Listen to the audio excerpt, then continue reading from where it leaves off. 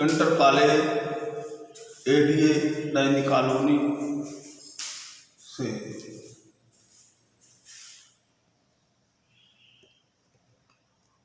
कक्षा 10वीं हिंदी कक्षा 10 के बच्चे देखें। पहला पद्यांश में पहला पाठ है सूरदास के पद।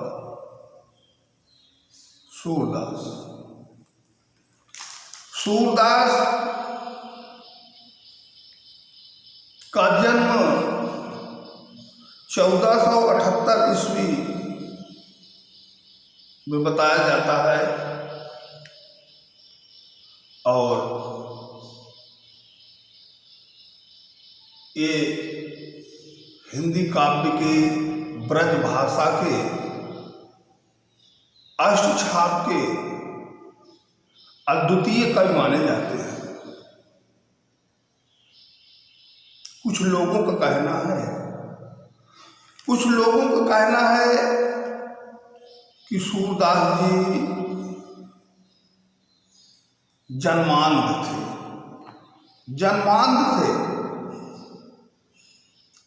उनके वात्सल्य पदों को पढ़ करके सूरदास जी के वात्सल्य पदों को पढ़ करके ये आभास होता है कि सूरदास जी जन्मांध नहीं थे। वात्सल के पदों में बाल लीलाओं के वर्णन में इन्होंने लिखा किलकत कान घुटुरवन धावत। किलकत कान घुटुरवन धावत एक संशय उत्पन्न कर वात्सल्य के पद को पढ़ने से इसमें क्या कह लीजिए कि एक भावना उत्पन्न होती है कि अगर मान लीजिए सूरदास जी जन्मांध होते, सूरदास जी जन्म से ही अंधे होते, तो वात्सल्य के पदों में इन्होंने लिखा कि किलकत गान घुटुरवन धावत, मणिमय कनक नंद के आंगन बिंब पकड़िबे धावत। तो या तो प्रभु की कृपा रही हो। कुछ लोगों का कहना है, मतभेद है कि सूरदास जी जन्मांध नहीं थे। कहना यह भी है एक बार ये कुएं में गिर गए थे। कहाँ गिर गए थे? कुएं में गिर गए थे। कुएं में गिर जाने के बाद कहते हैं श्री कृष्ण ने इनको निकाला।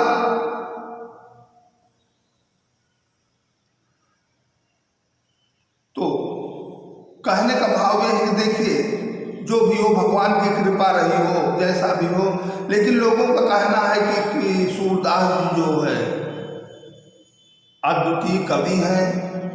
इनके विषय में कहा भी गया है, सूर सूर तुलसी शशि, सूर सूर तुलसी शशि, उड़गन के सवदास, अब के कवि खद्योद सम जहता करत प्रकाश। फिर से एक बार सुन लीजिए बच्चों, ध्यान दो। इस पंक्ति को श्रवण करें और अपने में उतारें ताकि आपको सूरदास जी का जीवन परिचय लिखना हो तो इस पंक्ति को आप उसमें लिख भी सकते हैं। सूर सूर तुलसी शशि उड़गन केशव, सूर सूर तुलसी शशि उड़गन केशव दास, अबिके कवि खद्योद सम जाता करत प्रकाश। इस अद्वितीय कवि सूरदास जी को सूर्य के समान माना गया। महाराज गोस्वामी तुलसीदास जी को शशि के समान यानी चंद्रमा के प्रकाश के समान माना गया। अब सूर्य के प्रकाश में कितना तीव्र प्रकाश होता है और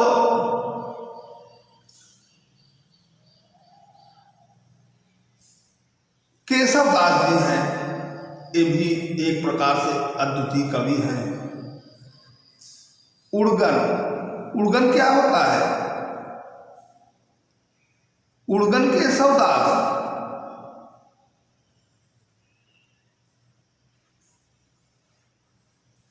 और तारे की बात, उड़गन माने तारे, तारे, सूर्य का प्रकाश, चंद्रमा का प्रकाश और तारों के प्रकाश। आगे क्या है? अब के कवि, जो अब कवि हो रहे हैं, अब के कवि खद्योतसम जहता करत प्रकाश। खद्योत होता है जुगनू। आप लोग देखे होंगे गांव में, थोड़ा खेती बाड़ी में निकल जाइए, गांव के बाहर निकल जाइए गर्मी के महीनों में, या तो गाँव में देख लीजिए गलियों में एक छोटा सा जीव होता है, उसको जुगनू बोलते हैं। यहाँ से उड़ा, थोड़ी दूर गया प्रकाश किया, फिर गया फिर प्रकाश किया। तो अब के कवि खद्योतसम जहता करत प्रकाश। इस प्रकार से सूरदास जी हिंदी के अद्वितीय कवियों में हैं, अष्टछाप के कवियों में हैं। इन्होंने गौघाट में रह करके, मथुरा में गौघाट में रह करके इन्होंने कृष्ण लीलाओं का वर्णन किया। इन्होंने अपने पद में पहला पद लिखा है, चरण कमल बंदौ हरिराई। चरण कमल, अब देखिए, अब भाव में आइए, चरण कमल बंदौ हरिराई।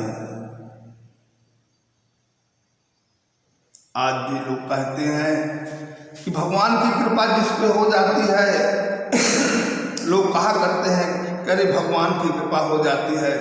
देखिए, तो तुलसीदास जी महाराज भी कहे हैं कि जहाँ सुमत तह संपत्ति नाना, जहाँ कुमत तह विपत निदाना। यदि प्रभु की जिस पर छाया पड़ जाती है, जिस पे कृपा पड़ जाती है, तो लक्ष्मी आने में भी देर नहीं लगती और जाने में भी देर नहीं लगती। उसमें प्रभु की कृपा है। तो भगवान सूरदास जी महाराज प्रभु की महिमा का गुणगान करते हुए इस पद में कहा है कि चरण कमल बंदौ हरिराई। मैं उस कमलवत रूपी चरणों की, उस कमलवत रूपी चरणों की मैं वंदना करता हूं। और जाकी कृपा पंगु गिर लंघ है, अगली लाइन है, जाकी कृपा पंगु गिर लंघ है।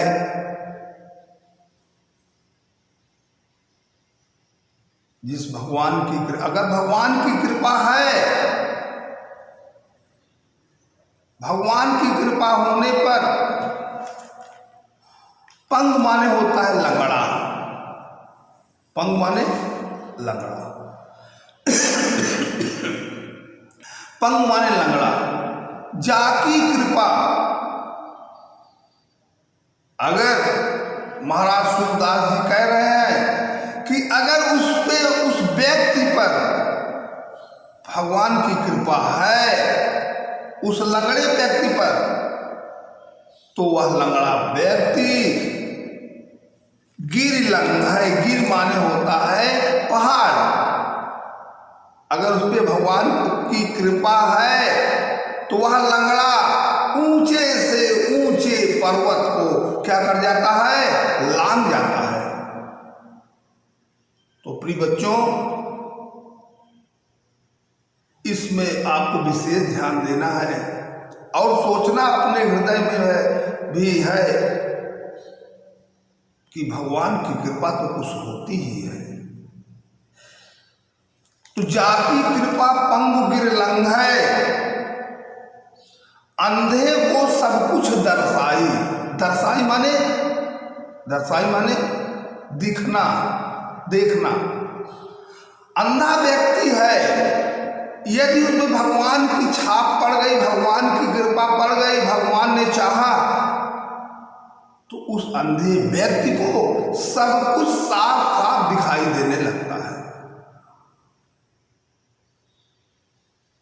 जा पर कृपा राम कई होई, अता पर कृपा करे सब कोई। तो जिसको कहने का तात्पर्य है कि यदि प्रभु की कृपा हुई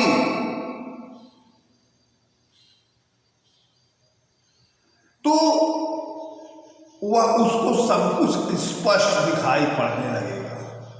आगे पंक्ति में देखिए, बढ़िए आगे, बहिरव सुने गूंग पुनि बोले। अगर भगवान की उस पे कृपा है तो बहिरव सुने, बहरा कानों से बहरा आदमी क्या करने लगता है, उनकी कृपा मात्र से क्या करने लगता है। अगर भगवान की कृपा हुई तो बहरा व्यक्ति भी क्या करने लगता है, सुनने लगता है। अब गूंगा व्यक्ति क्या करता है, बोलने लगता है। बहिरव सुने गूंग पुनि बोले। इसमें मात्र भगवान की कृपा के लिए महाराज सूरदास जी कह रहे हैं कि यदि उस व्यक्ति, इस प्रकार के व्यक्तियों पर यदि भगवान की कृपा है तो ऐसा हो सकता। रंग चले सिर छत धराई, रंग गरीब, रंग माने गरीब, बच्चों रंग माने गरीब। गरीब व्यक्ति है, यदि उस पर भगवान की मात छाया पड़ी तो रंग चले सिर छत्र धराई, छत्र माने मुकुट, सोने का मुकुट। अगर उस पर भगवान की कृपा हो जाए तो वह व्यक्ति, गरीब आदमी, अपने सिर पर सोने का मुकुट धारण करके राजाओं जैसे क्या करता है, चलता है।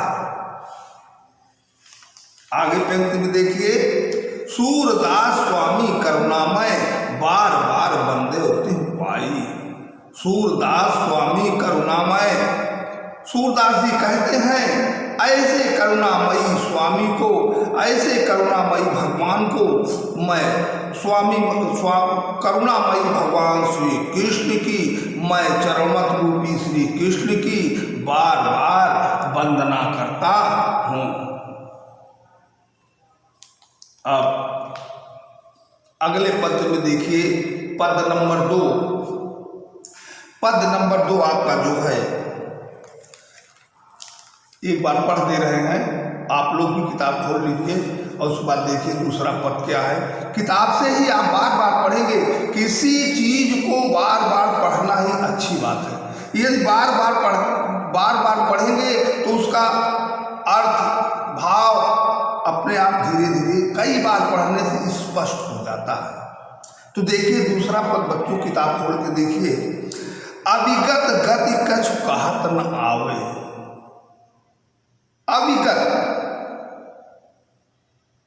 अविगत माने आप समझ बच्चों, अविगत माने चाहे तो आप अव्यक्त, जो किसी चीज को जो किसी के सामने कुछ व्यक्त ना कर सके, यानी उसके विषय में कुछ बता ना सके, अव्यक्त, अविगत। इसका मतलब निर्गुण भी होता है, अविगत माने निर्गुण भी होता है। तो कहने का तात्पर्य है अविगत गति कछु कहत न आवे। जो व्यक्ति किसी दूसरे के प्रति अपने हृदय की भावनाओं को व्यक्त करना चाहता है परंतु वह व्यक्त नहीं कर पाता, अविगत गति कछु कहत न आवे। और एक क्या है कि वह निर्गुण, परम ब्रह्म परमेश्वर जो निर्गुण है उसके गति को, उसकी माया को कोई आज तक समझ नहीं पाया। तो इस प्रकार से वह कब क्या करेगा। जे क्षण रघुपति जस करे ते क्षण तैसा ही हो।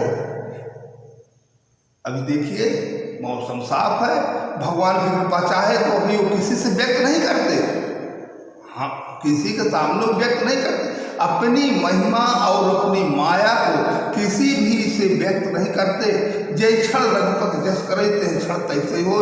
उनकी माया है, उनकी लीला है।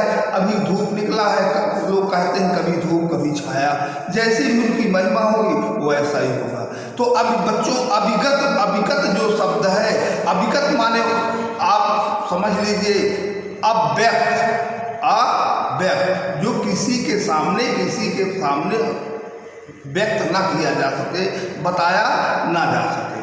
और इसका मतलब निर्गुण जो निर्गुण परम ब्रह्म परमेश्वर है। आगे देखिए पंक्ति में जो गूंगे मीठे फल को रस अंतर्गत ही भावे। जैसे कोई गूंगा व्यक्ति है, उसे पका हुआ आम दे दीजिए। इस समय देखिए बहुत बड़े बड़े बढ़िया पके आम तो चल रहे हैं, 30 रुपये 35 रुपये 40 रुपये। तो उसी में से एक आम का पका हुआ फल उस गूंगे को दे दीजिए और उस गूंगे से पूछिए, गूंगा वह व्यक्ति अभिगत जो शब्द भी आपसे बताए, हम पहले लाइन का पहला शब्द है अभिगत, वह गूंगा फल को चख लेगा, रसास्वादन करेगा। उसके हृदय में अच्छी उसके रसास्वादन करने से जो अच्छापन है, उसमें मीठापन है, उसको ग्रहण कर लेगा। लेकिन एक दूसरे के सामने वह अव्यक्त जो अभिगत शब्द आया है उसको व्यक्त नहीं कर पाता। गूंगा व्यक्ति कर पाता है क्या?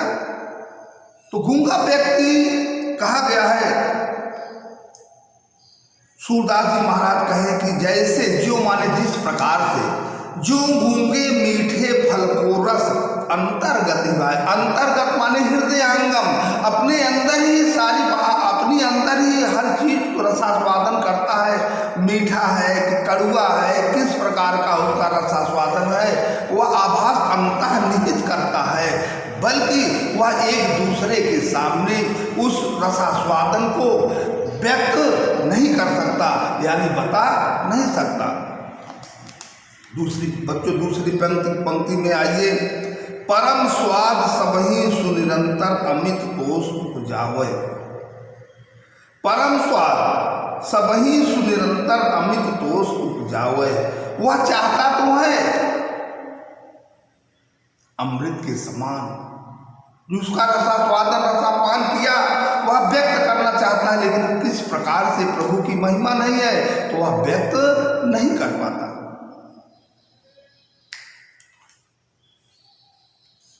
बच्चों आगे अब कल आप लोगों को इस अगली पंक्ति से कल पढ़ाएंगे।